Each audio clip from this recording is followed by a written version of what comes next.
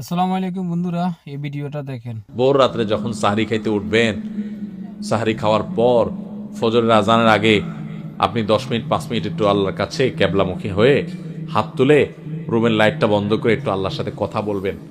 মানুষের সাথে বহুত কথা বলছেন, আল্লাহর সাথে একটু কথা বলে দেখেন। আল্লাহর সাথে কথা বলার স্বাদ আছে ভাই, অনেকে জীবনে একবারও এই স্বাদ পান নাই। একটু কথা বলে দেখেন। ভোর রাতে সাহরি খেতে উঠলে 10টা মিনিট একটু হাত তুলে কথা বলেন। কিভাবে কথা বলবেন?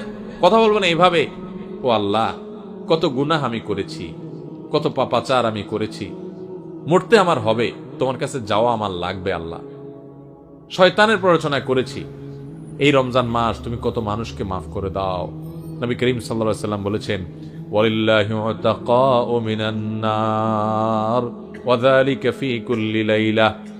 রমজানের প্রত্যেক রাতে আল্লাহ তাআলা অনেক মানুষকে সাধারণ ক্ষমা ঘোষণা করে দেন, যে যাও অমুক অমুক অমুক অমুক যাও, তোমাদেরকে মাফ করে দেওয়া হলো, জাহান্নাম থেকে মুক্ত ঘোষণা করে দেওয়া হলো। আল্লাহ কত মানুষকে আপনি সাধারণ ক্ষমা করে দিবেন। আল্লাহ আপনার সাধারণ ক্ষমা পাওয়ার জন্য কোনো যোগ্যতার দরকার হয় না, আপনি চাইলে যাকে তাকে মাফ করে দিতে পারেন।